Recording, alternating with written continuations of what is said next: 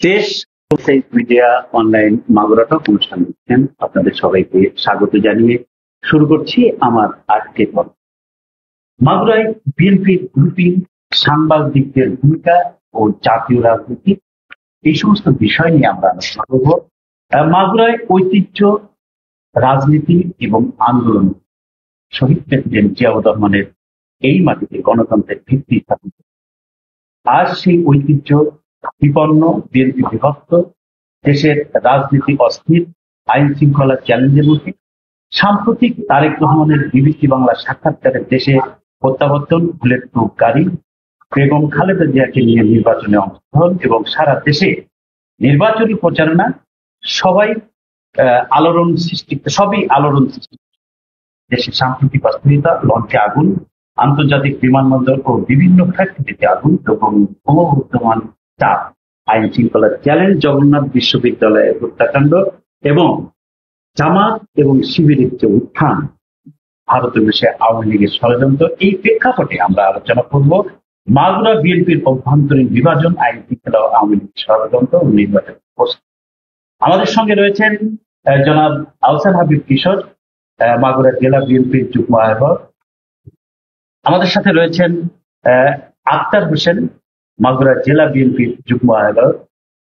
সেই সাথে রয়েছেন একেবারে ডাইনে জনাব আমিনুর রহমান খান পিকুল, ছাত্রনেতা, সাবেক ছাত্রনেতা এবং জেলা যুগ্ম আহ্বায়ক। এবং আমাদের মাঝে রয়েছেন একজন সাংবাদিক সমাজের নেতা, গ্লোবাল টিভির মাগুরা জেলা প্রতিনিধি ইউনুস। আমি একজন ইয়াং সাংবাদিককে রেখেছি, যেহেতু মাঠে ঘাটে সব জায়গায় ইউনুস দৌড়িয়ে বেড়ায় এবং সেই মাঠে প্রান্তরে ঘাটে তার খবর তার কাছে অবশ্যই আছে। আমরা এখন সরাসরি প্রশ্ন তুলে দিতে চাই। 11ই অক্টোবর মাগুরা জেলা বিএনপির যুগ্ম আহ্বায়ক ও সাবেক ছাত্রনেতা আলমগীর হোসেন ফেসবুক স্ট্যাটাসে উল্লেখ করেছেন এবং দলের ভিতরে যে গ্রুপিং সৃষ্টি হয়েছে তা অত্যন্ত ক্ষতিকর। দলের দুই সংসদ সদস্য প্রার্থী আলী আহমেদ ও মনোয়ার হোসেন খান আলাদা আলাদা প্রচারণা চালাচ্ছেন, যার দলের ভাবমূর্তি পূর্ণ করে। বিভাজনের কেন্দ্রীয় নেতাদের মধ্যে রয়েছে কাজী সালিমুল হক কামাল, নিতাই রায় চৌধুরী এবং রবিউল ইসলাম। অর্থাৎ মাগুরাতে আলী আহমেদ গ্রুপ এবং মনোয়ার হোসেন খান গ্রুপ। তৃণমূল থেকে আমাদের এই এসএইচ মিডিয়া অনলাইন মাগুরা টক প্ল্যাটফর্মে অনেকেই মেসেজ করেছেন, ফোন করেছেন যে আপনি মাগুরার যে ঐতিহ্য, রাজনীতিক যে আন্দোলন সংগ্রামের ঐতিহ্য, সেই ঐতিহ্য ধরে রাখার জন্য মাগুরায় যে বিভাজন তৃণমূলে শুরু হয়েছে সেটা একটা উত্তর। তো আমি সেই আলমগীর সাহেবের সেই ফেসবুক পেজ থেকেই আমি ওইটা দেখি এবং আমি একটু উদ্যোগ নেওয়ার চেষ্টা করি এবং আপনাদেরকে হাজির করার চেষ্টা করেছি। আজকে আপনারা আত্মসমালোচনা করার দরকার। এবার আমি প্রশ্নে যাই। আমরা জাতীয় প্রশ্ন দিয়ে শুরু করবো, তারপরে আমরা দেখছি বিএনপি এখন নির্বাচনের প্রস্তুতি নিচ্ছে এবং বিভিন্ন রাজনৈতিক দলকে অংশগ্রহণের আহ্বান জানাচ্ছে। আমি জানতে চাই এই মুহূর্তে বিএনপি আসলে কতটা প্রস্তুত, বিশেষ করে তৃণমূল পর্যায়ে আপনাদের সাংগঠনিক অবস্থা ও মাঠের প্রস্তুতি কতটুকু? তিনজনের কাছেই আমার একই প্রশ্ন। আপনি প্রথমে। বিসমিল্লাহির রহমানির রহিম। সর্বপ্রথমেই আমি এসএইচ মিডিয়াকে ধন্যবাদ দেব আমাদেরকে আমন্ত্রিত করবার জন্য এই অনুষ্ঠানে এবং কতগুলো অত্যন্ত গুরুত্বপূর্ণ বিষয় উপস্থাপন এবং আলোচনার জন্য শুরু করছি। আপনি যে প্রশ্নটি করেছেন সেটা উত্তরে বলতে গেলে বলতে হয় বাংলাদেশ জাতীয়তাবাদী দল বিএনপি বিগত স্বৈরাচারের বিরুদ্ধে, তার অপশাসন, তার ফ্যাসিস্ট দুঃশাসনের বিরুদ্ধে রাজপথে, মাঠে ঘাটে প্রান্তরে আন্দোলনরত ছিল এবং আমরা এই আন্দোলনটি করেছি একটি সুষ্ঠু, নিরপেক্ষ, অন্তর্ভুক্তিমূলক, স্বচ্ছ নির্বাচনের জন্য এবং সেই নির্বাচনের মাধ্যমে আমরা একটি নতুন বাংলাদেশ, একটি সংস্কার করা বাংলাদেশ, মেরামত করা বাংলাদেশ, যে পচা বস্তা পচা অবকাঠামো, সাংস্কৃতিক যে রাজনৈতিক সাংস্কৃতিক যে অবকাঠামো, সেটাকে ভেঙে দিয়ে নতুন একটি গণবান্ধব, গণতান্ত্রিক এবং মানবতার সপক্ষে একটি রাজনৈতিক বন্দোবস্ত বিনির্মাণ করবার লক্ষ্যে, এবং আমরা সেই দীর্ঘ সংগ্রামের অভিযাত্রায় গত 2024 জুলাইয়ে ছাত্র জনতার অন্তর্ভুক্তি নিয়ে আমরা সেই আন্দোলনে জয়লাভ করেছি। ফ্যাসিস্ট সরকারকে আমরা বিতাড়ন করেছি। এখন আমাদের অপরাপর সংস্কার সহ একটি নির্বাচন অত্যন্ত জরুরি, এবং সেই নির্বাচনের পথে আমরা হাঁটছি, এবং বর্তমান যে অন্তর্বর্তীকালীন সরকার তিনি হাঁটছেন, এবং বিএনপি রাজনৈতিক দল হিসেবে যে কোনো মুহূর্তে তার যে সংগঠন, তৃণমূল পর্যন্ত তার যে সংগঠন, সেই সংগঠনের যে নেতা কর্মীরা তারা নির্বাচনের জন্য উন্মুখ হয়ে আছে, এবং তারা নির্বাচনের মাধ্যমে একটি সরকার গঠন করে পরিচালনা করবার জন্য। ধন্যবাদ। আমি আরেকটি প্রশ্ন জুড়ে দিচ্ছি, যদি মনে করেন ধরে কিছু যোগ করতে চান সেটা যোগ করবেন। আমি বর্তমান ডক্টর ইউনূস সরকার যদি সুন্দর, স্বচ্ছ, আন্তর্জাতিক ভাবে গ্রহণযোগ্য একটি ক্রেডিবল নির্বাচন দিতে ব্যর্থ হবে, তাহলে কি বাংলাদেশের ভবিষ্যৎ অস্থিরতা, নিরাপত্তা ঝুঁকি এবং আন্তর্জাতিক ভাবমূর্তির ক্ষতির দিকে ধাবিত হবে? জনাব আক্তার হোসেন, আপনি কি বলবেন? ধন্যবাদ এসএস মিডিয়া এবং শ্রোতা দর্শকবৃন্দ, আসসালামু আলাইকুম। আপনি যে প্রশ্ন করেছেন, ডক্টর ইউনূস একটা আন্তর্জাতিক মানের ব্যক্তিত্ব। উনি ইতিমধ্যে নোবেল পুরস্কার পেয়েছে। পৃথিবীর সমস্ত লোকই তাকে চেনে, সবাই চেনে, এবং উনি একজন সারা পৃথিবীর একজন নামি দামি লোক বলে আমরা মনে করি। উনি যখন যে বাংলাদেশের যে দুঃসময়ে উনি হাল ধরেছেন, নিজে হাতে এটা চেষ্টা করছেন। উনি একটা বয়োবৃদ্ধ লোক, তার ভিতরেও এত পরিশ্রম করে এই দেশটাকে একটা কলঙ্কমুক্ত করার জন্য আন্তর্জাতিক মানের একটা নির্বাচন এবং এই দেশটাকে অর্থনৈতিক সামাজিকভাবে মানে বিশ্বের কাছে উঁচু মাথায় দাঁড় করানোর জন্য উনি নিরলস পরিশ্রম করে যাচ্ছেন। আপনারা জানেন, বিগত স্বৈরাচার সরকার সমস্ত সেক্টরে যে একটা অরাজকতা সৃষ্টি করে দিয়েছে, কি প্রশাসন, কি আইন শৃঙ্খলা বাহিনী, কি অর্থনীতি, সমস্ত কিছুই ধ্বংস করে দিয়েছে। যে বোঝা ডক্টর ইউনূসকে বহন করতে হবে। আমরা আশা করি যে উনি এই ধীরে ধীরে অনেক এগুলি মানে দেশের নির্বাচন থেকে শুরু করে আইন শৃঙ্খলা বাহিনী, তারপরে প্রশাসনের অস্থিরতা, সবকিছুই উনি ধীরে ধীরে সুস্থ ব্রেনে উনি এই জিনিসটাকে ট্যাকেল দিচ্ছে এবং আস্তে আস্তে উন্নতির দিকে নিয়ে এসছে। জি, ধন্যবাদ। জনাব আমিনুর রহমান, কি বলুন, আপনি কি মনে করছেন? আপনি একজন তরুণ রাজনীতিবিদ, যুগ্ম আহ্বায়ক এবং সাবেক ছাত্র নেতা ছিলেন। আপনার চিন্তা ভাবনা, এই যে দুটো প্রশ্ন আমি একসাথে আপনার। বিসমিল্লাহির রহমানির রহিম। ধন্যবাদ এসএস মিডিয়া এবং যারা আমাদের আজকের এই আলোচনা শুনছেন। আমি এসএস মিডিয়াকে আমাদেরকে আমন্ত্রণ জানানোর জন্য আন্তরিকভাবে শুভেচ্ছা জানাচ্ছি।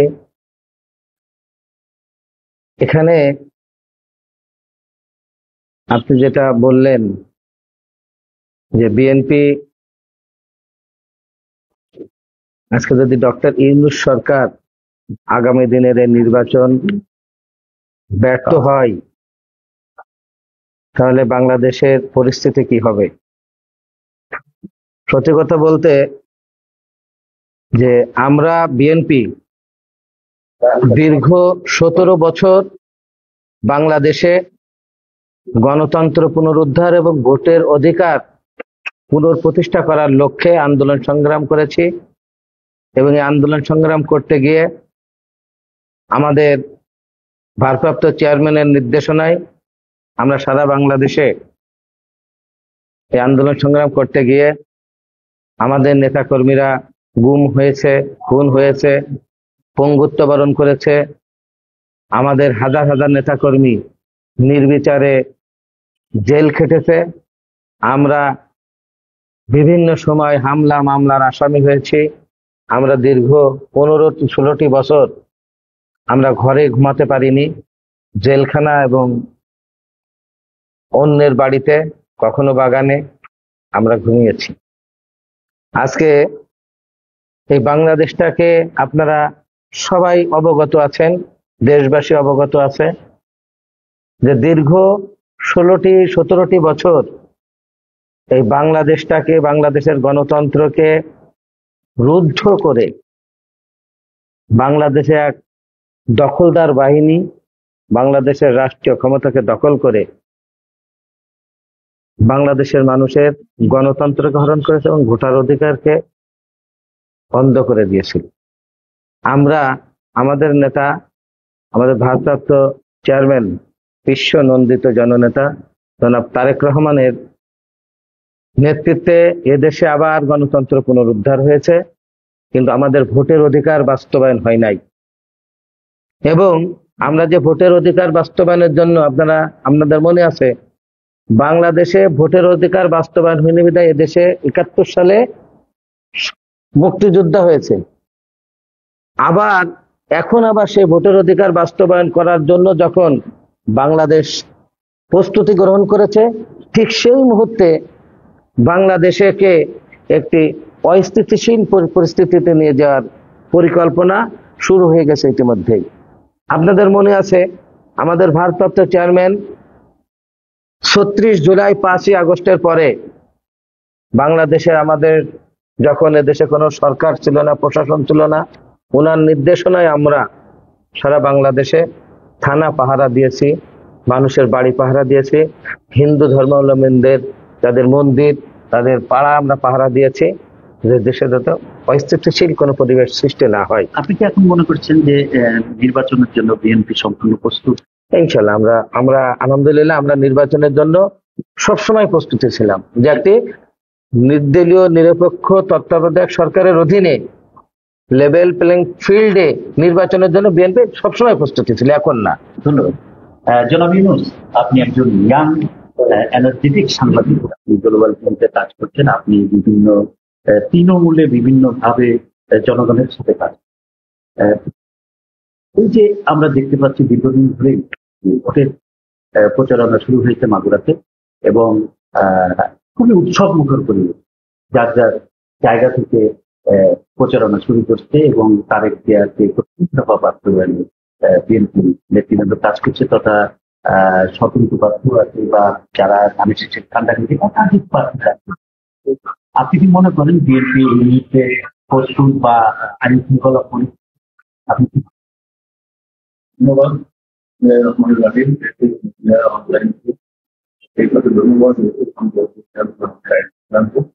চমৎকার একটি আয়োজন করার জন্য। তো আপনি যে কথাটি বললেন যে আসলে নির্বাচনের জন্য, আমি মনে করি যে বিএনপি নির্বাচনী বাইরে অবস্থান করছে, এবং যে নির্বাচন অংশগ্রহণ করার জন্য বিভিন্ন সময় আন্দোলন সংগ্রাম করেছি। বাংলাদেশের জনপ্রিয় অনেক বড় একটি দল নির্বাচনের বাইরে আছে। সারা বাংলাদেশের মানুষের নির্বাচন এবং ভোট দেওয়ার জন্য একদম অধীর আগ্রহে বসে আছে যে ভোট হলে আমরা একটি ভোট উৎসবে আমরা এই আনন্দ আমরা ভোটদান করবো। এটার জন্য কিন্তু মানুষের অনেক আগ্রহ। আমি মনে করি যে এই 5ই আগস্টের পর এই যে নতুন বাংলাদেশ, মানুষের কিন্তু আশা আকাঙ্ক্ষা অনেক অনেক কিছু, কিন্তু এই 1 বছরের অধিক সময় কিন্তু আশা আকাঙ্ক্ষা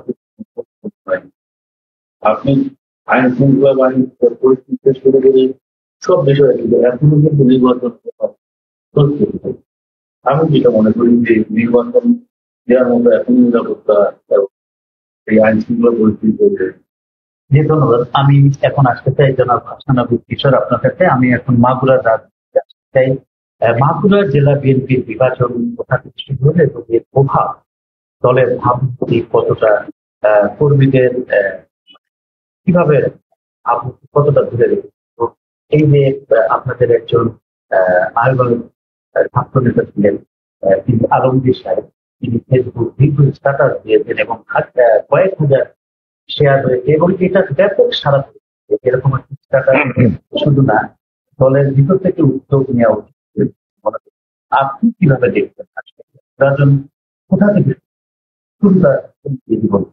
ধন্যবাদ আপনাকে। ছোট ছোট গ্রুপ মাগুরা জেলা বিএনপি বিভাজনের ইতিহাস যদি আমাকে বলতে বলেন, আমার দীর্ঘ জীবনের ইতিহাস থেকে আমি বলতে পারি এটা শুরু হয়েছিল খুব সম্ভবত 1996 সালের সাধারণ নির্বাচনকে সামনে রেখে।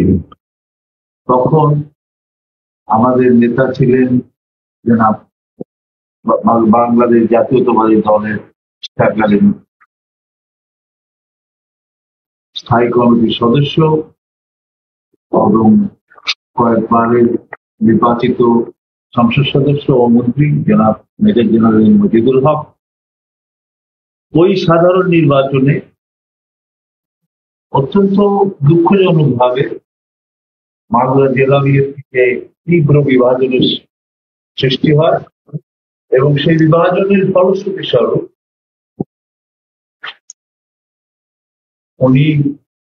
ওনার অনেক জনপ্রিয়তা এবং মাগুরায় অনেক অবদানের পরেও শুধুমাত্র দলীয় বিভাজনের কারণে উনি এখানে পরাজিত হন, নির্বাচিত হতে পারেন না এবং তখন আওয়ামী লীগের প্রার্থী ডক্টর এম.এস. আকবর এখানে জয়লাভ করেন।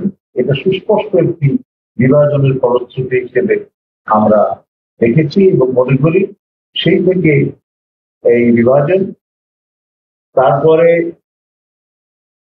বিভিন্ন পথের পরিক্রমায় কখনো কম কখনো বেশি একটি বৃহৎ দলের যেমন থাকে এই বিভাজন রয়ে গেছে। তবে এখানে একটি কথা প্রণিধানযোগ্য যে মাগুরা জেলা বিএনপিতে বিভাজন ছিল এবং আছে এবং এখন আপনি বলছেন অত্যন্ত প্রকট আকারে আছে।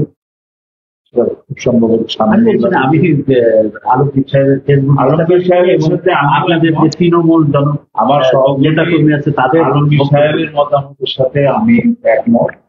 এই মুহূর্তে এই বিভাজনটা পরিহারযোগ্য এবং দেখুন এই যে বিভাজনটা, এই বিভাজনটা কিন্তু আমরা আন্দোলন সংগ্রামের মধ্যেও আমাদের খুব ক্ষীণ আকারে হলেও ছিল, কিন্তু সেই বিভাজন কিন্তু আমাদের আন্দোলনের যে ঐক্য, আন্দোলনের যে শক্তি সেটাকে কিন্তু দুর্বল করতে কখনো পারে।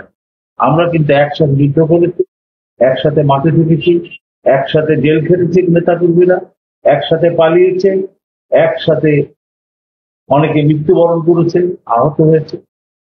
সেক্ষেত্রে আজকের বিভাজনটা আমি মনে করি যে এটা সাময়িক এবং সামনে নির্বাচনকে ঘিরে। তবে অত্যন্ত দুঃখজনক, দেখেন যাদের নাম আপনি বললেন সবাই আমাদের সহকর্মী এবং প্রত্যেকেই প্রতিষ্ঠিত রাজনীতিবিদ এবং সংগ্রাম আন্দোলনের মধ্যে দিয়ে নিজেদেরকে গড়ে তুলবে, এদের যথেষ্ট অবদান আছে। তবে এরাই কিন্তু যে এই নির্বাচনে অংশগ্রহণ করবেন তা কিন্তু নয়। আমরা কিন্তু আমি নিজেও একজন এই মাগুরা 1 আসনের প্রার্থী এবং আমার রাজনৈতিক জীবন শুরু জিয়াউর রহমান সাহেবের হাত ধরে, তার স্নেহধন্যতার মধ্যে দিয়ে আমি 47 বছর অতিক্রম করেছি এই জাতীয়তাবাদী রাজনীতিতে। তবে আমি মনে করি যে এই বিষয়টা এমন যে দল যথেষ্ট পরিপক্কতার সাথে, মুন্সিয়ানার সাথে এই বিষয়গুলো বিবেচনা করছেন, দেখছেন। দ্রুতই আমাদের এখানকার সংসদ সদস্য হিসেবে মনোনীত প্রার্থী আমাদের দুটি আসন থেকেই আমাদের সর্বোচ্চ নীতি নির্ধারক ভারপ্রাপ্ত চেয়ারম্যান জনাব তারেক রহমান সাহেব ঘোষণা করবেন। সেই অবধি আমাদেরকে অপেক্ষা করতে হবে। তবে আমার বক্তব্য থাকবে একজন রাজনৈতিক কর্মী হিসেবে যে সেইগুলো এই প্রকট ভাবে এই যে বিভাজন, আমরা কেউ যেন এখনই নিজেদের ভোট না চেয়ে ধানের শীষের ভোট চাই, এবং যিনি আসবেন ধানের শীষের প্রতিনিধি হিসেবে আমরা তার সেই প্রার্থীর জন্য অঙ্গীকার করি। এবং আমরা যে বাহুল্য, যে খরচ, যে বর্ণাঢ্যতার সাথে বর্ণাঢ্য আকারে যে প্রচারণাগুলো হচ্ছে, এগুলো অনেক পচা পচা, পুরনো, এবং এগুলো সংস্কার প্রয়োজন। 5ই আগস্টের পরে যে জন আকাঙ্ক্ষা তৈরি হয়েছে, সেই জন আকাঙ্ক্ষার সাথে একেবারেই সামঞ্জস্যপূর্ণ নয়।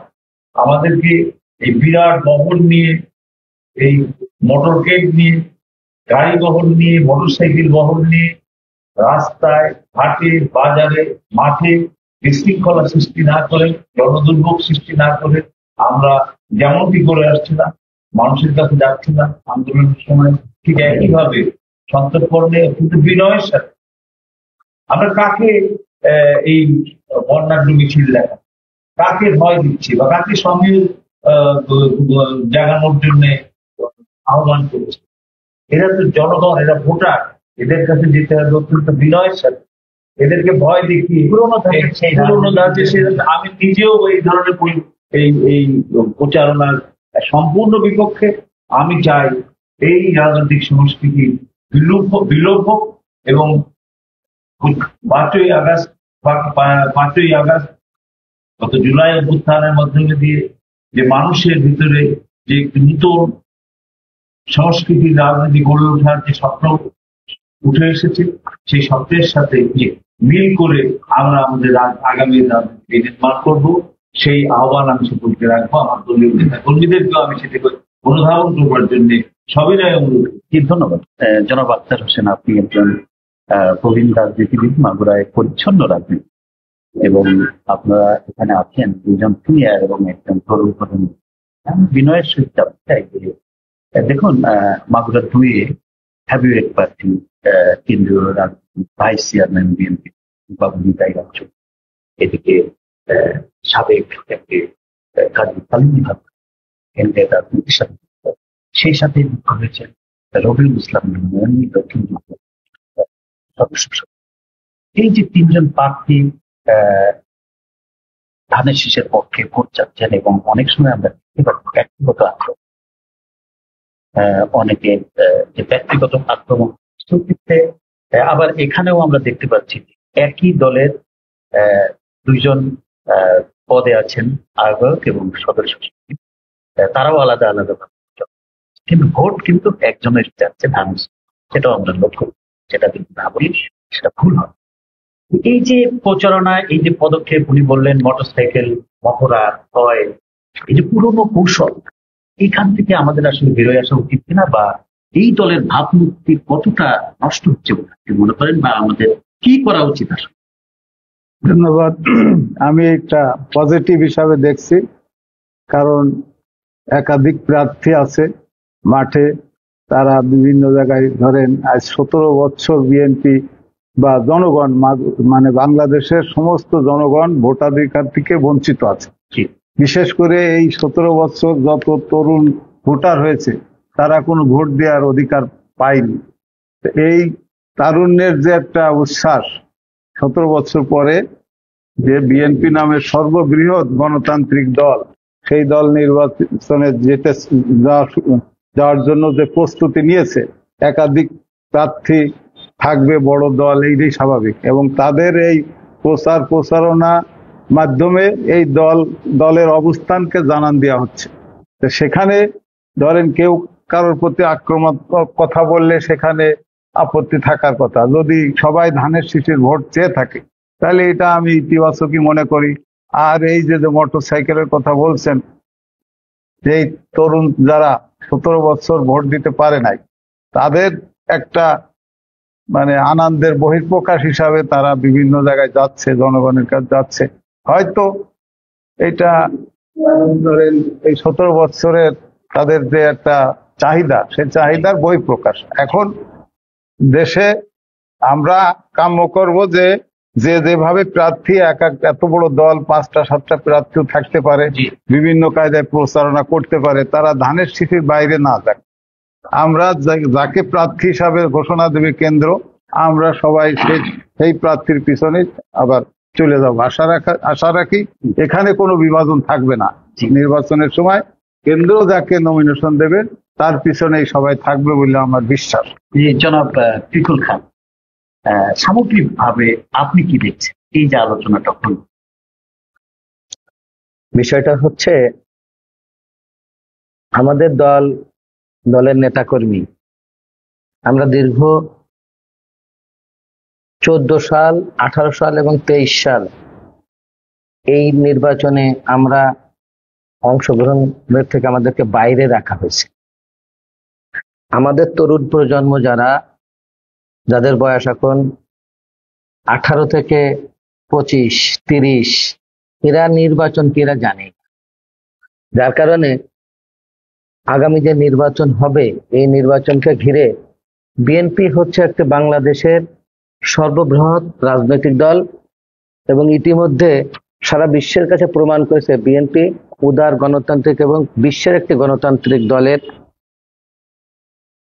একটা পার্ট বিএনপি। তা আমাদের গণতান্ত্রিক পরিবেশে এখন আমাদের একাধিক প্রার্থী আছে।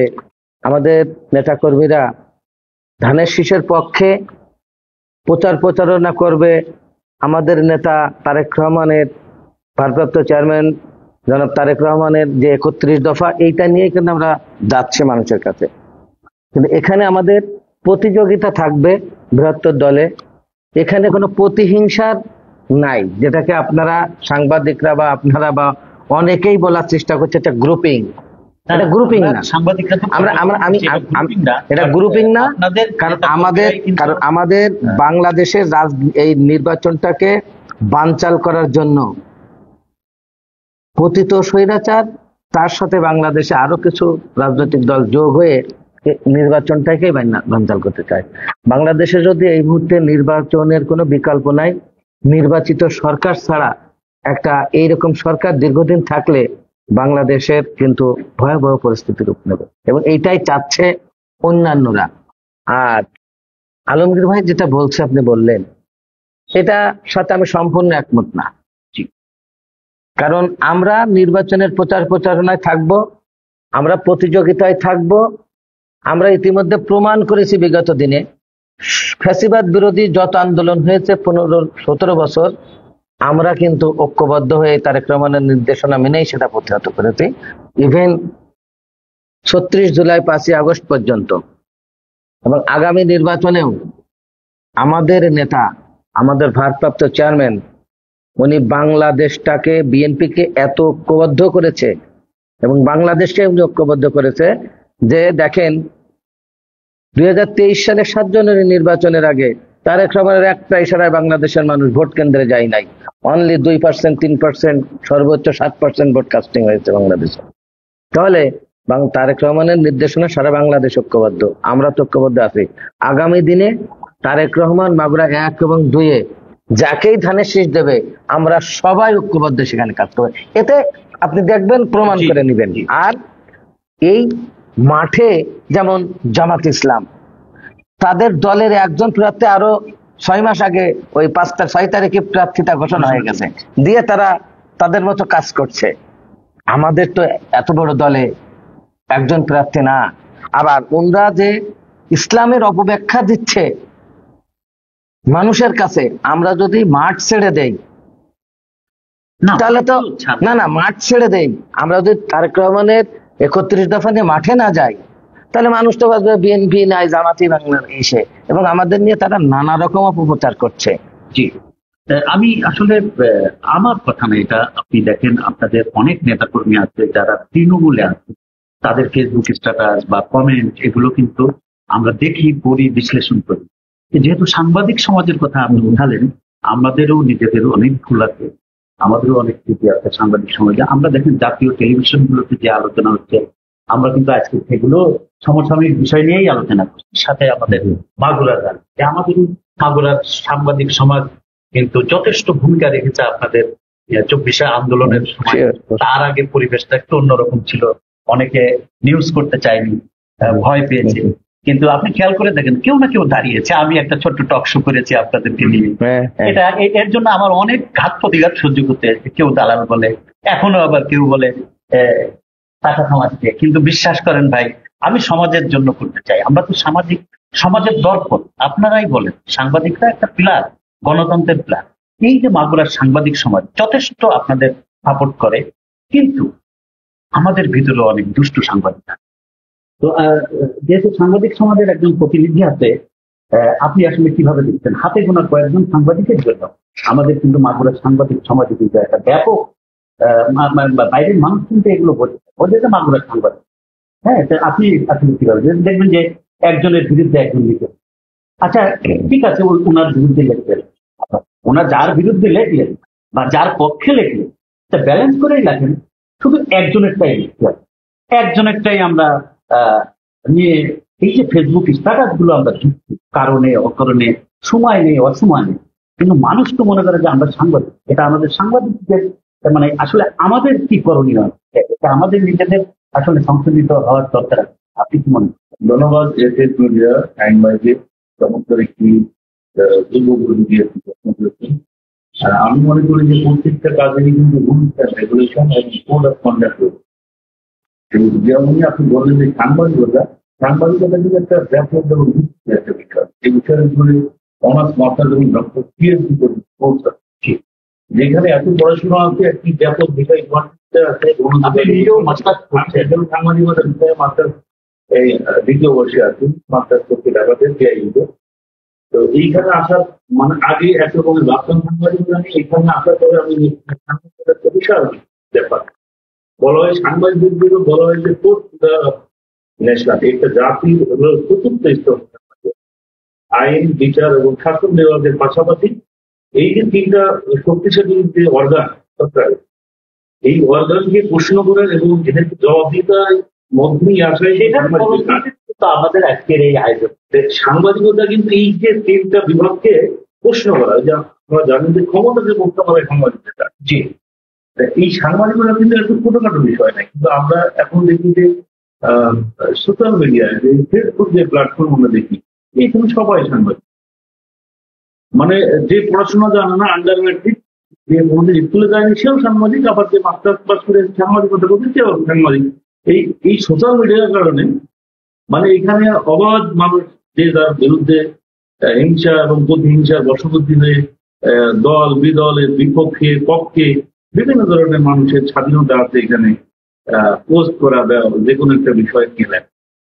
যারা মনে করেন যে এই যে সোশ্যাল মিডিয়ায় আপনার মানুষকে চরিত্র হনন করে, একজনের হিংসার বশবর্তী হয়ে তার বিরুদ্ধে অনেক কিছু লেখে, আসলে এগুলো কিন্তু কোনো সাংবাদিকতা মধ্যে পড়ে নাই। তবে এরকম কোনো সাংবাদিকতা না। যারা এই যে সাংবাদিক, আমরা কিন্তু সাংবাদিকদের দেখি তারা শুধু ফেসবুকে যে একজন আরেকজনের বিরুদ্ধে ক্যান্ডিডেটের পক্ষে আরেকজনকে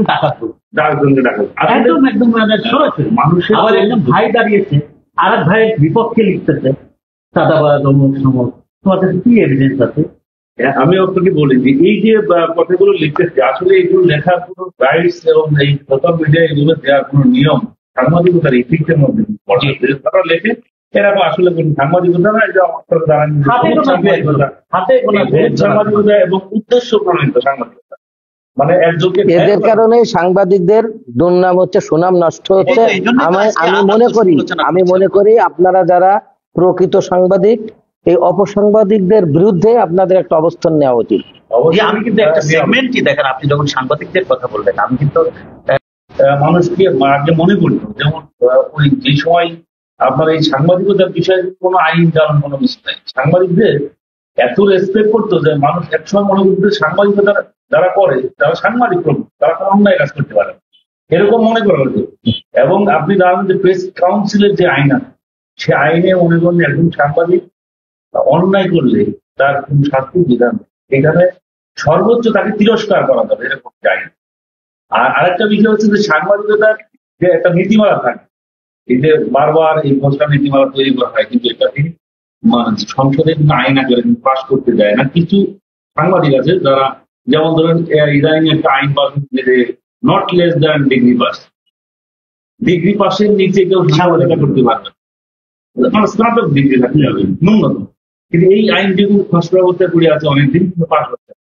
কারণ এই রুলস অ্যান্ড রেগুলেশন না থাকার কারণে যে কোনো লোক, একজন চায়ের ব্যবসায়ী, সে সাংবাদিক, একটা কার্ড নিয়ে, আপনি জানেন যে মিডিয়া আছে প্রায় 3000-এর প্লাস মিডিয়া।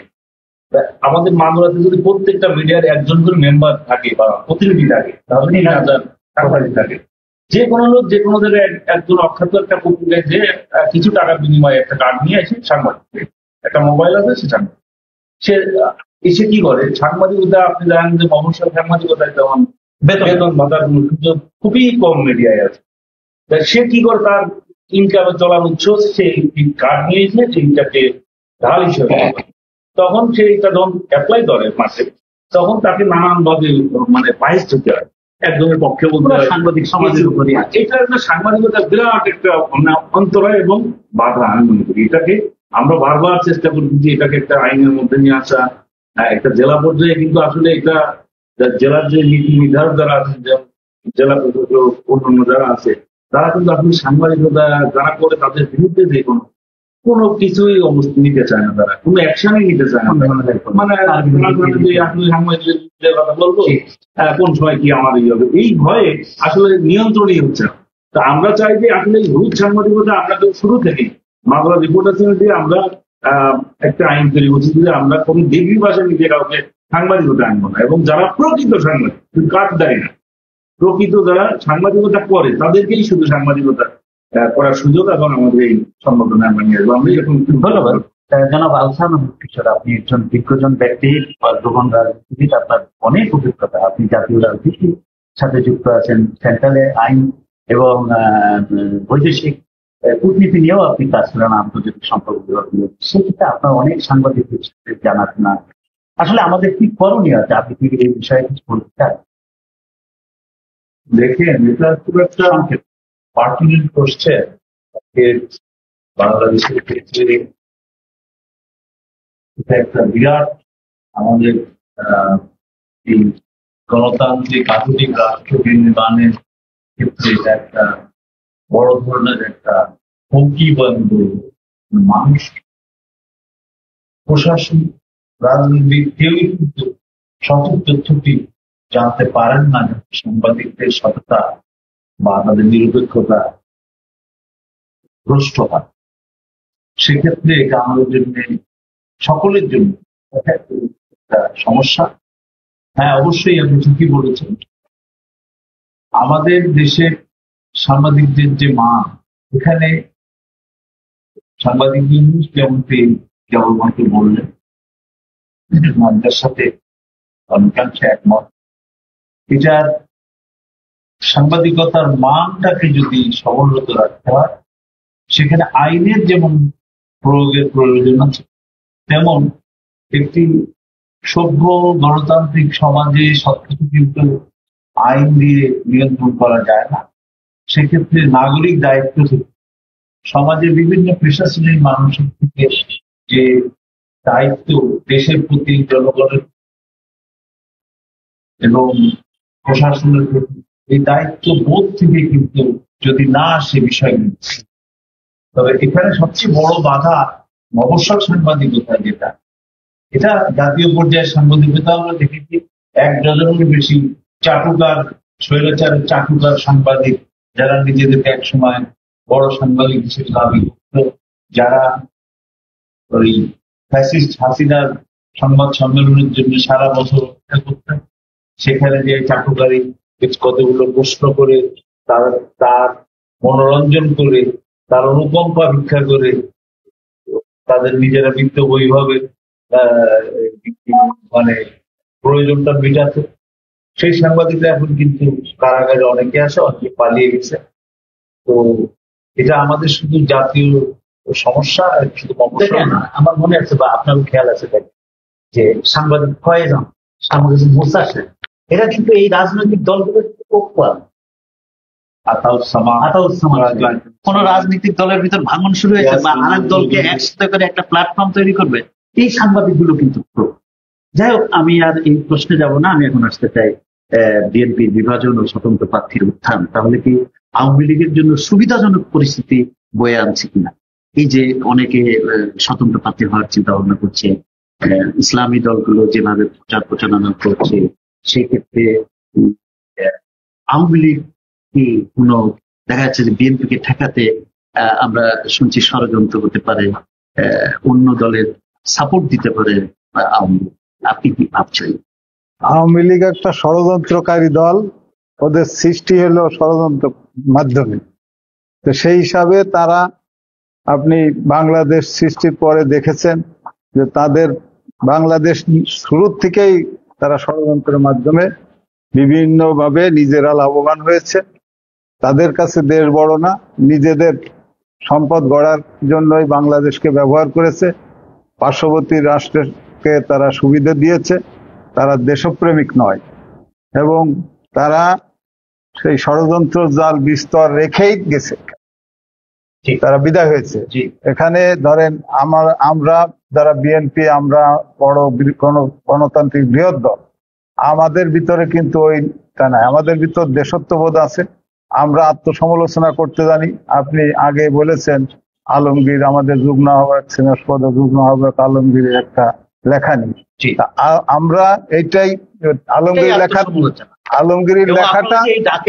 আলমগীরের লেখাটা গঠনমূলক, সেটা আমাদের কাউকে ওইভাবে বলে নেয়, হয়তো অনেকে ভুল বুঝতেছে এবং ওটা খুব জনপ্রিয়তা অর্জন করেছে ওর লেখাটা। সে আমাদের ভিতরে আত্মসমালোচনার একটা কথা লিখছে, সেইটা আওয়ামী লীগের ভিতর নাই। তারা সমালোচনাকে সহ্য করে না। আর আপনি ইতিমধ্যে সাংবাদিকদের ব্যাপারে বলেছেন, আওয়ামী লীগের সময় এই সাংবাদিকদের খারাপ পথে নামিয়েছে। তারা যেহেতু সমালোচনা সহ্য করতে পারে না, সেই জন্যই তারা চাটুকার সৃষ্টি করেছে সাংবাদিকদের ভিতর। সেইভাবেই প্র্যাকটিস করতে করতে 17 বছরে নেক্সট জেনারেশন কি পাবে? অতএব আমি মনে করি যে জাতীয়তাবাদী দল ক্ষমতায় গেলে সাংবাদিকদের গঠনমূলক কাজে নিয়োজিত করবে, তাদের ট্রেনিং সেন্টার করবে, যার প্রয়োজনীয় তাদের পেশাগত দায়িত্বকে আরো সুসংগঠিত করার জন্য বিএনপি সেটা করবে বলে আমি আশা রাখি। ধন্যবাদ। আপনারা এই তিনজন এবং সেও আমার এই মাগুরাটাতে এসেছেন এবং প্রতি সরকারের সময় থেকেই আপনারা ব্যাপকভাবে আমার এই মাগুরাটার কথা বলেছেন। আমরা আসলে সবাই একটা আত্মসমালোচনায় বসে, গণতন্ত্রের সৌন্দর্যই তো এটা। আমি আপনাদের কাছে শিখতে চাই, কোনো ভুল ত্রুটি হলে ক্ষমা সুন্দর দেখবেন। প্রিয় দর্শক, এই অনুষ্ঠানটি পরিবেশিত হচ্ছে বাংলাদেশ ফাইন্যান্স এবং মাগুরা টাইমস এর সৌজন্যে। আপনারা শাহিনুল ইসলাম ফেসবুক পেজ এবং মাগুরা টাইমস 24 দেখতে পাচ্ছেন এবং আজকের দৈনিক আজকের মাগুরা দেখতে পাচ্ছেন।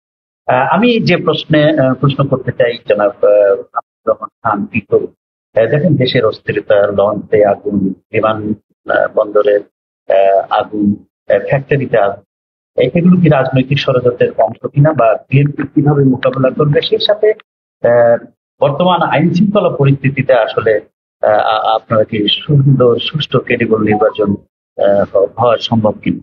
আর যদি না হয়, তত্ত্বাবধায়ক সরকারের আন্ডারে নির্বাচনও যদি না হয়, তাহলে দেশের পরিস্থিতি আসলে কোন দিকে যাবে? আচ্ছা, আপনার 2-3টা প্রশ্ন করছি। হ্যাঁ, এটা হলো যে আপনাদের নিশ্চয় মনে আছে আমাদের ভারপ্রাপ্ত চেয়ারম্যান তারেক রহমান সাহেব বলেছিলেন যে আমাদের নেতাকর্মীদের উদ্দেশ্যে যে বিএনপি কিন্তু ক্ষমতায় আসে নাই, বিএনপিকে ক্ষমতায় যেতে হবে। তার জন্য আমাদের কিছু দিক নির্দেশনা দিয়েছিলেন। এর ভিতরে একটা কথা বলেছিলেন, আমাদের কিন্তু আগামীতে অদৃশ্য শক্তির বিরুদ্ধে লড়াই। আজকে দেখেন তারেক রহমানের প্রতিটা কথাই মিলে যাচ্ছে। আমাদের নেতা বাংলাদেশে আসুক, এটা দেখেন তার আসার ডেট ঘটনার সাথে তারেক রহমান কিন্তু এখন বিএনপির নেতা না, জাতীয় নেতা না। তারেক রহমান এখন আন্তর্জাতিক খ্যাতি সম্পন্ন নেতা। তার না হলে তারেক রহমান দেশে আসবে এই ঘোষণা শুনে, এগুলো সবই আমার কাছে মনে হচ্ছে বাংলাদেশে এই পতিত স্বৈরাচার এবং আমাদের পার্শ্ববর্তী রাষ্ট্র ভারতের রয়ের ষড়যন্ত্রের মাধ্যমে দেখেন একের পর একটা সিরিজ কয়েকটি ঘটনা ঘটে গেছে। আর এটাকে এরা চাইছিল যে বিএনপি এটাকে মোকাবেলা করুক। বিএনপি তারেক রহমানের প্রতিটা আদেশ নির্দেশ মেনে চলে।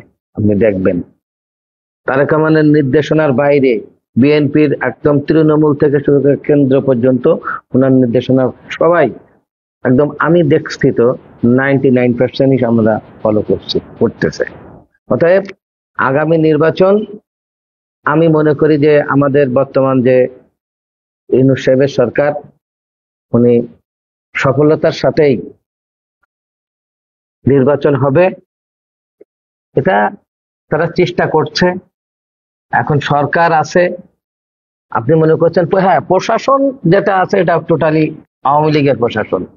আমরা তো প্রশাসন আওয়ামী লীগের মতো আমরা পুলিশের উপর নির্ভর করে, প্রশাসনের উপর নির্ভর করে বিএনপি কখনোই চলে নাই, আগামীতেও চলবে না, এখনো চলে না।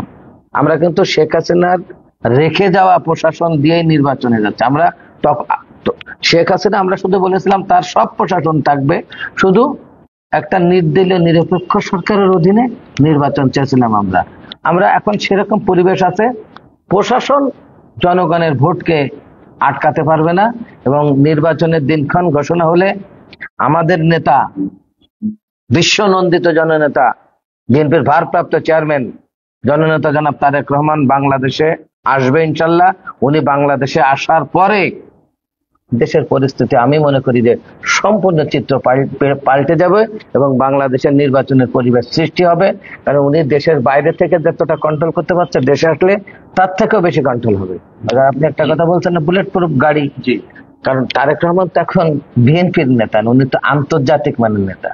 এবং ভারত 2001 সালের পরের থেকেই রাজনৈতিক রিসার্চ করে তারেক রহমানকে বের করেছে। এই তারেক রহমান যখন নেতা হবে, যে ভয়টা ছিল ঠিক সেই ভয়টাই ওনাদের কাজ করছে, সেটাই ইনশাল্লাহ হয়ে যাবে। জি, ধন্যবাদ জনাব আরফান আবু কিশোর। আপনি যদি কিছু যোগ করতে চান, আমি সেই সাথে আরেকটি প্রশ্ন করতে চাই যে ভারতে বসে অনেকেই বলছেন যে আওয়ামী লীগ যে ষড়যন্ত্র রয়েছে, এই ষড়যন্ত্র মোকাবেলায় তৃণমূলে পরিকল্পনা রয়েছে, সেই সাথে তারেক রহমান দেশে কিনবেন বুলেট প্রুফ গাড়ি, আপনি ধন্যবাদ আপনাকে। এটা অত্যন্ত তাৎপর্যপূর্ণ কতগুলো বিষয় আপনি স্থাপন করছেন। প্রথমে আমি আমার সহকর্মী তারেক রহমান ঐতিহ্যবাহী বিশ্বনন্দিত গণমাধ্যম ব্রিটিশ ব্রডকাস্টিং কর্পোরেশনের সাক্ষাৎকার দিয়েছেন 2 পর্বে। এটি উনি আমাদের সবচাইতে বৃহৎ দলের প্রধান নেতা। তবে যে সাক্ষাৎকারটি উনি দিয়েছেন 2টি পর্বে, এটা আমার বয়সে, আমার রাজনীতি করার বয়সে, আমি উপমহাদেশ এবং আন্তর্জাতিক রাজনীতি নিয়ে কিছুটা ঘাটাঘাটি করি। আমি একজন আন্তর্জাতিক সম্পর্কের ছাত্র। আমার জানা মতো, দেখা মতো এইরকম চৌকস মেধা মননের উৎকর্ষতা নিয়ে সুচিন্তিত ভাব, প্রতিটা শব্দের প্রক্ষেপণ, তার যে বুদ্ধিমত্তা, তার যে চৌকসতা, তার যে দেশ এবং এই অঞ্চল এবং আন্তর্জাতিক বন্দোবস্তে বাংলাদেশের অবস্থান কি হবে, বাংলাদেশের রাজনীতি, অর্থনীতি, সাংস্কৃতিক অবস্থান কি হবে, আগামী দিনে কার সাথে আমাদের কিভাবে সম্পর্ক নির্ধারিত হবে, তার একটা সুস্পষ্ট ইঙ্গিত এবং ঘোষণা তিনি এর মাধ্যমে দিয়েছেন। এবং আমরা তার থেকে যদি গ্রহণ করি, আমার দেখা মতো অনেক উজ্জ্বলতম রাষ্ট্রনায়কের, নক্ষত্রসম রাষ্ট্রনায়কেরও আমি অনেক সাক্ষাৎকার, অনেক আলোচনা শুনেছি। আমার কাছে এই যাবৎকালে আমার দেখা মতো এটি একটি শ্রেষ্ঠতম একটা উপস্থাপনা ছিল তার, এবং তার জন্য আমরা গর্বিত তার দলের সদস্য হিসেবে এবং বাংলাদেশি হিসেবে আমরা গর্বিত। এবং এখানে দেখুন, একটি দেশের পররাষ্ট্রনীতি নির্ধারিত হয় প্রধানত দুটি বিষয়ের উপর নির্ভর করে। একটি হচ্ছে তার জাতীয় নিরাপত্তা, আর একটি হচ্ছে তার অর্থনৈতিক অবস্থা। এই দুটি উপরে অন্য দেশের সঙ্গে, সে ভারত হোক, পাকিস্তান হোক, মায়ানমার হোক, যুক্তরাষ্ট্র, যুক্তরাষ্ট্র, যাই হোক, এই দুটি বিষয় অর্থনৈতিক সম্পর্কে আমার লাভ কি, আমার দেশের লাভ, নিরাপত্তার খাতিরে আমার দেশের জন্য কার সাথে কতটুকু সম্পর্ক আমরা রাখবো, স্পষ্ট করে দিয়ে বলছে যে আমার এই চাওয়া, ফেলানিকে দেখতে চাই না, আমরা কোনো ফেলানিকে ঝুলে থাকতে দেখতে চাই না, আমার এই আন্তর্জাতিক হিস্সা আমাকে দিতে হবে। এই কথাটি শুধু ভারতের জন্য না, প্রতিটি রাষ্ট্রের জন্য এটা প্রযোজ্য।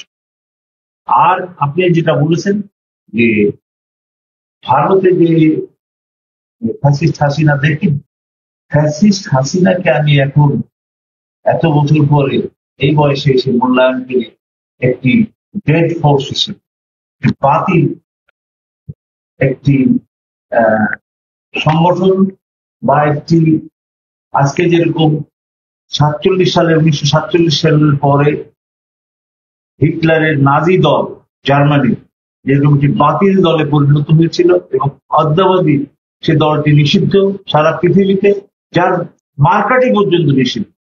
তো আওয়ামী লীগ 1971 সালের পরে রাষ্ট্র ক্ষমতায় আসবার পরে থেকে শুরু করে 2024 পর্যন্ত ধারাবাহিকভাবে দেশের মানুষের বিরুদ্ধে, দেশের বিরুদ্ধে যে অপকর্মগুলো করেছে, হত্যা সহ, গুম খুন নির্যাতন সহ, দেশের স্বার্থ বিক্রি সহ, দেশের সমস্ত প্রধান প্রধান রাস্তাঘাট, নৌপথ ভারতের কাছে বিকিয়ে দিয়ে, ভারতের কাছে বিনামূল্যে ছেড়ে দিয়ে সে যে অপরাধ করেছে জাতির কাছে, দেশের কাছে, ভারত এই সংগঠন আবার ফিরে এসে আবার নতুন করে মানুষের কাছে, মানুষের মনে আসন নেবে, তাহলে পরে আমার রাজনৈতিক আমার অভিজ্ঞতা, আমার বোধ, আমি মনে করবো যে এটা ব্যর্থ, আমার দৃষ্টিভঙ্গি ব্যর্থ,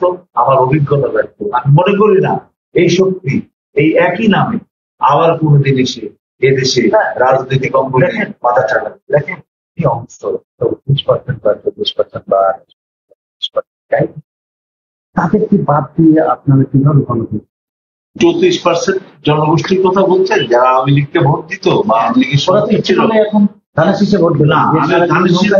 2023 সালে কত পার্সেন্ট ভোট কাস্ট হয়েছে? আপনার তো সাংবাদিক। আমি আপনাকে একটা প্রশ্ন করি পাল্টা, এই 34% যারা ভোট দিতে এবং দেশে রয়ে গেছে, এরা কি এই লুণ্ঠন, হত্যা, নির্যাতন, গণহত্যা, ভারতের কাছে নিজেদের দেশের সম্পদ তুলে দেওয়ার সাথে সরাসরি জড়িত ছিল? আমি তো মনে করি না।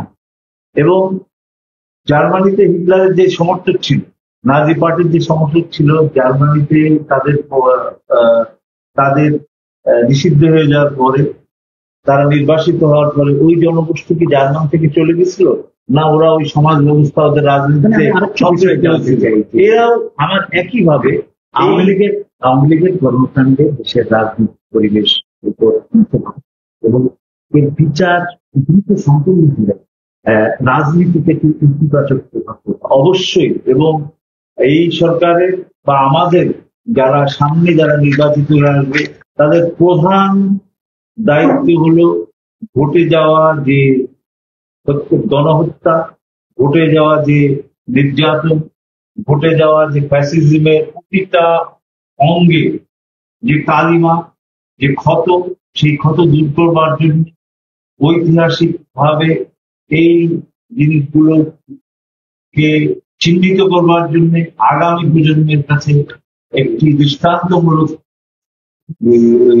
পদক্ষেপ হিসেবে এদের কঠোর থেকে কঠোরতম বিচার নিশ্চিত করা হচ্ছে এই অন্তর্বর্তী সরকার এবং সামনে যারা নির্বাচিত হবে তাদের প্রধান কাজ, যাতে এই ঘটনার পুনরাবৃত্তি ইতিহাসে আর না ঘটে। আপনার কাছে আমি আসবো, আমি বিরতির কাছে এখন যেতে চাই যে আসলে সাংবাদিকদের পক্ষপাত তৃণমূল ও জনগণের আস্থা ধন্যবাদ। অবশ্যই তৃণমূল এবং সম্পূর্ণরূপে সাংবাদিকতা, এই দলবাদ সাংবাদিক এবং পক্ষপাতমূলক সাংবাদিকতা করে। কারণ সাংবাদিকদের আমি মনে করি যে আসলে কোনো দল থাকা উচিত নয়। যে আমাদের দেশে আমরা দেখি যে সাংবাদিক তারা দলীয় সাংবাদিক হিসেবে পরিচিত, এবং যারা দলীয় সাংবাদিক তারা কিন্তু দলের বাইরে, দলের ছাড়া কিন্তু খারাপ জিনিস কিন্তু তারা দেখতে পায় না।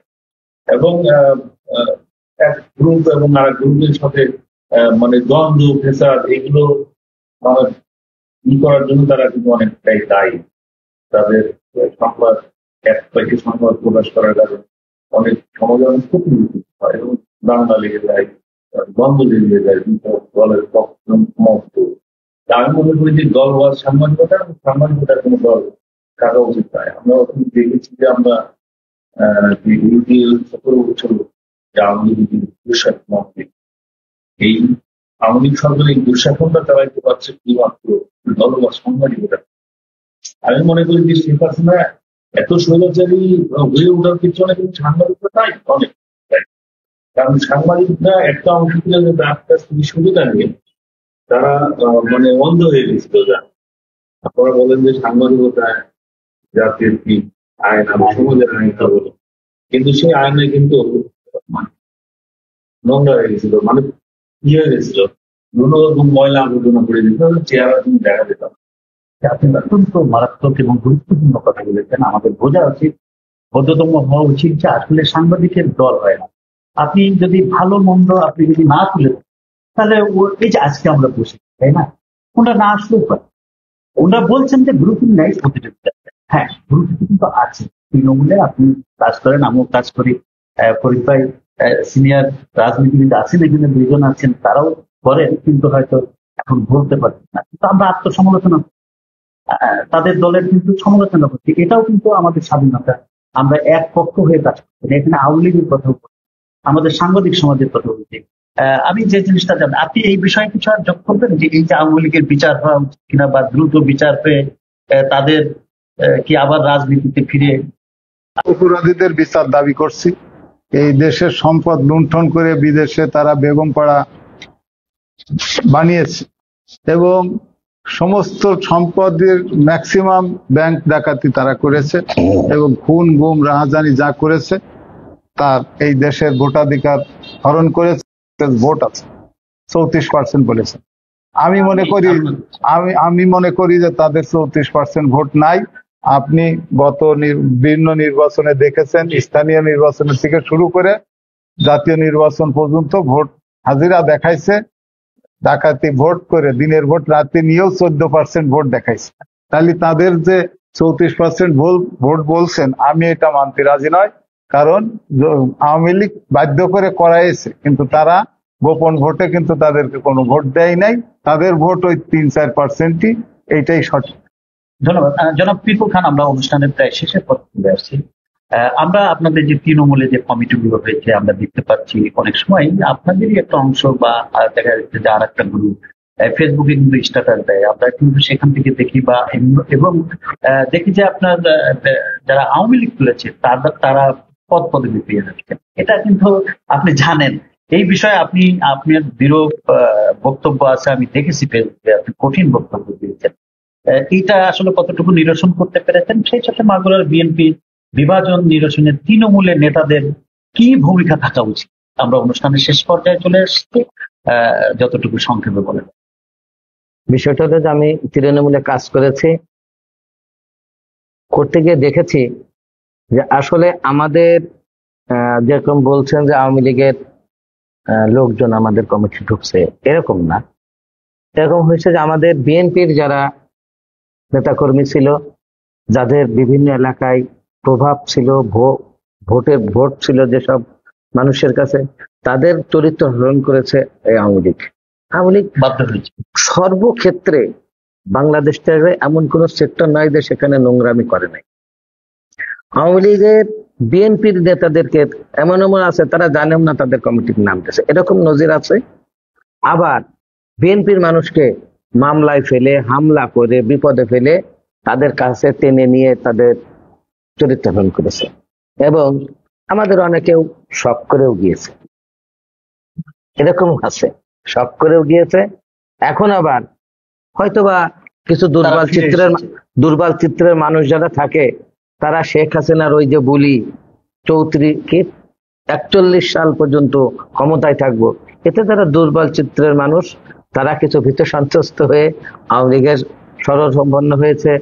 হ্যাঁ, কারণ দেখবেন যে আমরা যখন এই সরকার বিরোধী লাস্ট আন্দোলন, যেটা আপনার 2023 সালের 7 জানুয়ারির নির্বাচনের আগে বাংলাদেশে হরতাল অবরোধের মতো কর্মসূচি দিয়েছিল আমাদের নেতা, আমাদের ভারপ্রাপ্ত চেয়ারম্যান তারেক রহমান সাহেব। সেইখানে আমাদের অনেক নেতা কর্মী যারা আমাদেরকে রাতে ঘরে ঘুমাতে দিয়েছে, এটাও একটা সাপোর্ট। আমরা তখন রাজপথে 2% মানুষ, 1% মানুষ রাজপথে আন্দোলন করেছি। আমার কাছে 50টা মতো ফুটেজ আছে। আমি 50টা প্রোগ্রাম করেছি মাগুরাতে, শুরু করেছি। আমরা টোটাল আমাদের মাগুরার ভৌগোলিক যে শহরের পাল্লা পান্নদের ভাইনা নিজদান দল, এখান থেকে আমরা গড়ে মিলে মনে হয় এখনকার আমরা 60-70 জন ছেলে পেলে সক্রিয় ভাবে থেকেছি। হ্যাঁ, আমরা তখন কি ছিল, এই ভয়াবহের ভিতরে আমরা প্রোগ্রাম দিয়েছি রাত 8টায়। আমরা বলতাম যে 8টা হচ্ছে 8টায়, 8টা 1ও না, আবার 7টা 59 না, 8টায় এক জায়গা হয়ে যেতে হবে। তখন আমরা যেতে পথে পুরো এই শহরের ভিতরে আমরা 3 মিনিট সময় পেতাম। 3 মিনিটের ভিতরে প্রোগ্রাম করে বেরিয়ে যেতে হবে, নাহলে অ্যারেস্ট হয়ে যাবো। আর শহরের বাইরে আমরা প্রোগ্রামে পেতাম আমরা 6 মিনিট সময়, 6-7 মিনিট, এর ভিতরে গোছায় প্রোগ্রাম করে বেরিয়ে। এই জন্য দেখবেন যে আমরা যখন বিভিন্ন রোডে প্রোগ্রাম করেছি, আমরা কিছুটা সময় পেয়েছি। আর এর ভিতরে আমরা যতবারই গিয়েছি, ছেলে ফেলে আসতে গিয়ে বিভিন্ন জায়গায় পুলিশ আটকা পড়ছে, আমরা এই গ্যাপ দিয়ে ফোন দিয়েছে, ওই গ্যাপে আমরা করে বেরিয়ে চলে গিয়েছি। তা এই যে আমরা 2% মানুষ আমরা আন্দোলন সংগ্রামে ছিলাম। আর এই যে তৃণমূলের আমরা কমিটি করতে গিয়ে দেখলাম যে আমাদের এরকম 2-1 জন মানুষ যেমন ফেসবুকে লেখছে, যেমন হয়েছে আপনি আমার বিরুদ্ধে লেখছেন, আমি আপনার বিরুদ্ধে লেখছি, এই লেখাটার আমি বলি এদের দল, এদেরকে আমাদের তার নেতার নির্দেশও আছে, যেগুলো লেখালেখি না করে আমরা দলীয় ভাবে বসে সমাধান করি। কিন্তু আমাদের কিছু অতি উচ্চ বিলাসী রাজনৈতিক নেতা আছে, নেতা আছে। আমি আজকের এই ইসের মাধ্যমে তাদের সবাইকে বলতে চাই, আমরা কিন্তু যারা রাজপথে ছিলাম, আমরা সবাইকে চিনি, কিন্তু আমাদের ভিতরে কিছু বিভাজন হচ্ছে যে সবাই নির্বাচন কেন্দ্রিক দল টানাটানির কারণে এই যারা দল ছুট মানুষগুলো দলে জায়গা পেয়ে যাচ্ছে। হ্যাঁ, জায়গা পেয়ে যাচ্ছে, যার কারণে ত্যাগী নেতারা অনেক জায়গায় আপনার তারা মনোক্ষুণ্ণ হচ্ছে। আমি মনে করবো তাদের মনোক্ষুণ্ণ হওয়ার কিছু নাই। আর যারা ওইটা পার্সেন্টে একেবারেই ওই নগণ্য 1-2 জন 5 জন টোটাল প্রচারটা না না, এই যে এইটা যারা লেখছে, আমি এদেরকে বলবো এরকম না করে আমরা দলীয় ভাবে বসে এটা সমাধান করতে পারি। কিন্তু যেভাবে আপনারা দেখছেন, লেখছেন, বলছেন, ওরকম না। আমি তো তৃণমূলের কাজ করেছি, কিছু সাংবাদিক আছে একদম লিখে, তারা আবার তাদের কোনো নাই, তাদের কি উদ্দেশ্যে এরা লেখে বিএনপি নিয়ে একটু বেশি, আমি জানি না, আমার জানা না। কিন্তু যা লেখছে এর 100 ভাগের 1 ভাগ সত্য, কিন্তু 99 ভাগ অসত্য। ধন্যবাদ। আমরা অনুষ্ঠান শেষ, নির্বাচনের প্রস্তুতি এবং দেশের রাজনৈতিক ভবিষ্যৎ আপনার দৃষ্টিভঙ্গিতে আসে। ধন্যবাদ। অত্যন্ত মূল্যবান একটি প্রশ্ন। আপনি যেহেতু আমরা আত্মসমালোচনায় বসেছি, আমরা সাংবাদিকরাও বসেছি, আপনারা বিএনপি থেকে 3 জন এসেছেন, আপনারাও বসেছেন, যেহেতু আপনার একজন দলের যুগ্ম অত্যন্ত তার মতামতের সাথে সম্পূর্ণ না হলেও সিংহভাগ একমত, এবং এটি দূরীভূত হওয়া উচিত। তবে আমি যে প্রশ্নটি করছেন, বাংলাদেশ জাতীয়তাবাদী দল প্রথম দিন থেকেই, তার জন্মের প্রথম দিন থেকে একটি সবচাইতে দেশপ্রেমিক, দেশের স্বার্থকে সর্বোচ্চ অগ্রাধিকার দেয়া একটি দল, দেশের গণতন্ত্র প্রতিষ্ঠায়, সার্বভৌমত্ব রক্ষায় এই যে দলটি এবং এর নেতা জনাব জিয়াউর রহমান, উনি বলতে গেলে এই সার্বভৌমত্ব রক্ষার কারণে ওনাকে জীবন দিতে হয়েছে পরাশক্তিদের কারণে। পার্শ্ববর্তী ষড়যন্ত্রদের কারণে বেগম খালেদা জিয়াকে অবর্ণনীয় অমানবিক শারীরিক মানসিক নির্যাতনের শিকার হতে হয়েছে। তারেক রহমান আমাদের বর্তমানের যে কর্ণধার দলের, তাকে দেশ ত্যাগ করতে হয়েছে। শারীরিক নির্যাতনের চূড়ান্ত ভাবে নির্যাতিত হয়েছে, অপমানিত হতে হয়েছে শুধুমাত্র দেশকে ভালোবাসার কারণে, এবং দেশকে কোনোভাবেই দেশের স্বার্থকে কখনোই কোন রকম ভাবে কম্প্রোমাইজ না করতে হয়, তার জন্য তাদেরকে এই কষ্টগুলো এবং এই নির্যাতনগুলো, এই মানে অত্যাচারগুলো সহ্য করতে হয়েছে। বিএনপি সেই অর্থে একটি দেশ সার্বভৌমত্বের প্রশ্নে, জনগণের অধিকারের প্রশ্নে একটি জনপ্রিয়তম দল আজও আছে। আমাদের কিছু ষড়যন্ত্র ছিল, এখন আরো আছে, কেননা এখানে আমাদেরকে মোকাবেলা করবার মধ্যে বড় শক্তি সেই রাজনৈতিক শক্তি আওয়ামী লীগ বিতাড়িত হয়েছে তাদের নিজেদের অপকর্মের কারণে। এখন একমাত্র বিএনপির যে আধিপত্য, মানুষের মনে, মানুষের হৃদয়ে, জনগণের মাথায় মানুষ যে বিএনপি নামক মুকুটটি, সেই মুকুটটিকে কলঙ্কিত করবার তার জন্য সারা পৃথিবী ব্যাপী আমাদের আঞ্চলিক শক্তি, আমাদের যারা বিপক্ষে তারা সহ দেশের অভ্যন্তরের একটি দালাল চক্র, ষড়যন্ত্রী, তারা আমাদের বিরুদ্ধে অপপ্রচার চালাচ্ছে। এই অপপ্রচারকে জবাব দেওয়ার জন্য বিএনপি নেতা এবং আমার সকল সহকর্মীদেরকে বলতে চাই, যুগে যুগে রাজনৈতিক দলকে তার উদ্দেশ্য, তার কর্মপন্থা পরিবর্তন করতে হয় জনগণের চাহিদার সাথে। এটি একটি সর্বজন স্বীকৃত বিষয় সারা পৃথিবীর রাজনীতিতে। আমি মনে করি বিগত 16 বছরের যে আন্দোলন সংগ্রাম, তার চূড়ান্ত রূপ জুলাই অভ্যুত্থান। দলকে আমাদের কর্মপন্থা প্রণয়ন করতে হবে এবং আমাদেরকে আমাদের আচরণে, আমাদের সমস্ত সংস্কৃতিতে, আমাদের সমস্ত কথাবার্তায়, মননে, উচ্চারণে, শব্দ চয়নে আরো সতর্ক হতে হবে, পরিশীলিত হতে হবে এবং জনগণ কি চায় সেই জিনিসটা আমাদের অনুধাবন করে সেইভাবে আমাদের সম্পূর্ণ কর্মপন্থাকে ঢেলে সাজাতে হবে। এই আশাবাদ ব্যক্ত করে এই আহ্বান রেখে আমি শেষ করছি। খোদা হাফেজ। বাংলাদেশ জিন্দাবাদ। ধন্যবাদ। বাংলাদেশ জাতীয়তাবাদ। ধন্যবাদ। ইউনুস, আপনার কাছে এখন শেষ কথা, আপনার 30 সেকেন্ড উত্তর। সাংবাদিক সমাজ কিভাবে রাজনীতি করতে পারে বা জনগণের রাস্তা ফিরিয়ে আনতে পারে বা সহযোগিতা? ধন্যবাদ। আপনি খুবই প্রশ্ন করেছেন। সাংবাদিকদের আসলে অনেক ভূমিকা রয়েছে যে আসলে রাজনৈতিক পক্ষ এই ডিবেট তৈরি করে দ্বন্দ্ব না বাঁধিয়ে এই রাজনৈতিক যে আলোচনা টেবিলে সবাইকে এক জায়গায় বসিয়ে এই সমঝোতা করার কিন্তু একটি সুযোগ সাংবাদিক রয়েছে। এই জন্য আমি বলবো যে আসলে দলীয় এবং দলবাদ এইগুলো পরিহার করে সবার ভেতরে হিংসা বিদ্বেষ, আমরা দেখি অনেক নেতারা সাংবাদিক এই মাগুরাতে, হ্যাঁ, অনেক এইটাই আছে অন্যতম কারণ যে কিছু নেতা আছে যে সাংবাদিকদেরকে ব্যবহার করে, তারা সাংবাদিকদের কিন্তু সুবিধাকে তাদের পক্ষে এবং আরেকজনের বিপক্ষে কিন্তু সাংবাদিকদেরকে ব্যবহার করে, যার কারণে পুরো সাংবাদিক সমাজটাই কিন্তু কলঙ্কিত হচ্ছে এবং সাংবাদিকতার বিষয়ে মানুষের বিরূপ ধারণা হচ্ছে।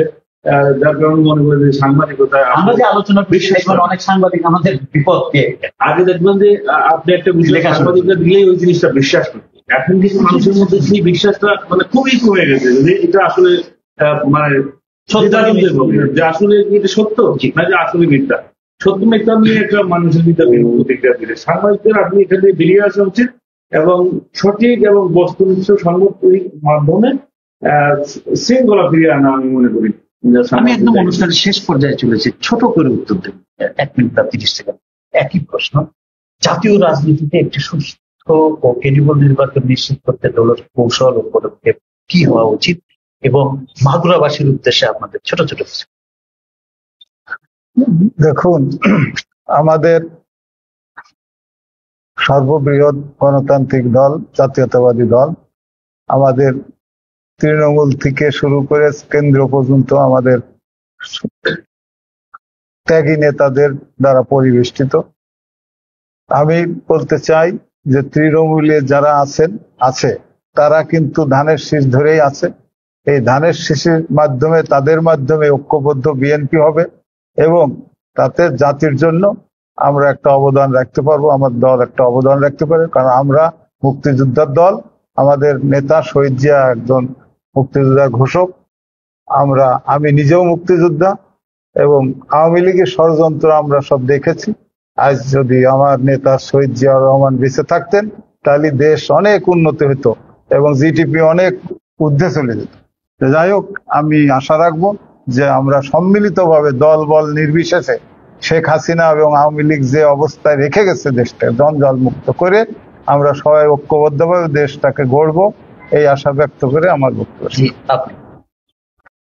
আমি মনে করি বর্তমান পরিস্থিতিতে আমাদের কেন্দ্রীয় নেতৃবৃন্দ ডক্টর ইউনূস সরকারকে যেভাবে সহযোগিতা দিয়ে আসছে নির্বাচন সুন্দর সুষ্ঠু সফল হওয়ার জন্য, বিএনপির যে দীর্ঘ রাজনৈতিক অভিজ্ঞতা, রাষ্ট্র পরিচালনার অভিজ্ঞতা, এটাকে কাজে লাগিয়ে এই সরকারকে সার্বিক সহযোগিতা দিয়ে আগামী নির্বাচনটা সুষ্ঠু সুন্দরভাবে সফল করা এবং আমাদের তৃণমূলের নেতাকর্মীদের প্রতি আমি সারা বাংলাদেশে একটা মেসেজ দিতে চাই। সেটা হলো, আমাদের এখন যে কাজটি হবে সেই কাজটি আমাদের দলের ভারপ্রাপ্ত চেয়ারম্যান জননেতা জনাব তারেক রহমান উনি যে 31 দফা দিয়েছে, আমার মনে হয় আমাদের দলের নেতা কর্মীদের আগে এটাকে সম্পূর্ণ প্রত্যেকটা পয়েন্ট পড়া উচিত এবং আমি মনে করি এই 31 দফা যদি আমরা সাধারণ বিএনপি বাদে সাধারণ মানুষ, সাধারণ ভোটারদেরকে আমরা কিন্তু লিফলেট বিতরণ করছি না, এইটা বিতরণ করে চলে আসছি, এটাকে পড়ছে কিনা এইটা আমরা দেখছি না। এজন্য আমাদের ছোট করে আমাদের যারা ক্যান্ডিডেট আছে বা আমরাও যার যার সেন্টারে যার যার মহল্লায় 10 জন করে মানুষ নিয়ে এই 31 দফাটা পড়তে হবে। এইটা যে পড়বে বুঝবে সে অবশ্যই এই আওয়ামী লীগের বা এই ভারতীয় সকল ষড়যন্ত্র মোকাবেলা করার জন্য প্রস্তুত থাকবে। সুষ্ঠু সুন্দর নির্বাচন তারা ভোট কেন্দ্রে দেবে, ভোট দেবে এবং বিএনপিকে ক্ষমতায় আনবে, তারেক রহমানকে দেশের প্রধানমন্ত্রী বানাবে, এটা আমি বিশ্বাস করি। আমি ব্যক্তিগতভাবে এবং রাজনৈতিক দলের কর্মী হিসেবে আমি মনে করি যে বিএনপি আগামী নির্বাচনে বিএনপি যেমনটি আছে, এমন নয় যে বিএনপি খুব পূত পবিত্র বা ধোয়া তুলসী পাতা হিসেবে নিজেকে প্রতিষ্ঠিত করে জনগণের রায় আদায় করবে। আমি মনে করি সাধারণ মানুষের মধ্যে বিএনপির ব্যাপারে দীর্ঘদিনের যে সহজাত ভালোবাসা এবং সমর্থন আছে, তার ভিত্তিতে আমি মনে করি আমার দীর্ঘ রাজনৈতিক অভিজ্ঞতায় যে বিএনপি 99.9% সরকার গঠনের পথে এগিয়ে আছে, আমি তা দৃঢ়ভাবে বিশ্বাস করি। এবং সাথে সাথে আমি সকল রাজনৈতিক আমার দলের নেতা কর্মীদের উদ্দেশ্যে বলবো, সাম্প্রতিকতম সময়ে বিএনপি ভারপ্রাপ্ত চেয়ারপারসন যে চেয়ারম্যান জনাব তারেক রহমান বিবিসি বাংলাতে যে 2টি সাক্ষাৎকার দিয়েছেন, আমি মনে করি অত্যন্ত অত্যন্ত তাৎপর্যপূর্ণ, গুরুত্বপূর্ণ এই সাক্ষাৎকারটি প্রত্যেকটা দলের প্রত্যেকটা নেতা কর্মীদেরকে এই সাক্ষাৎকারটি অনুসরণ করবার জন্য, প্রতিটি শব্দকে অনুধাবন করবার জন্য এবং আত্মস্থ করবার জন্য এবং সেই মতো আমাদের কার্য পরিচালনা, আমাদের সংস্কৃতি পরিচালনা, আমাদের আচরণকে পরিচালিত করবার শুনবার জন্য এবং সেই মতো নিজেদের আচরণকে সংহত করবার জন্য এবং রাজনীতিটাকে পরিচালিত করবার জন্য এবং বিগত দিনের বস্তা পচা যে রাজনৈতিক কাঠামো সংস্কৃতি তা পরিত্যাগ করে এই নূতন বাংলাদেশের যে স্বপ্ন তৈরি হয়েছে জুলাই আন্দোলনের মাধ্যমে, তরুণদের কণ্ঠস্বর শুনুন, তরুণরা কি বলতে চেয়েছিল সেই আন্দোলনের সময় রাজপথে, আমরা সবাই জানি যে সেইটি মেনে চলবার, আত্মস্থ করবার চেষ্টা করুন, নিজেদের সেই পথে পরিচালনা। ধন্যবাদ জনাব পিকুল খান। আমাদেরকে সময় দেওয়ার জন্য ধন্যবাদ জনাব আক্তার হোসেন।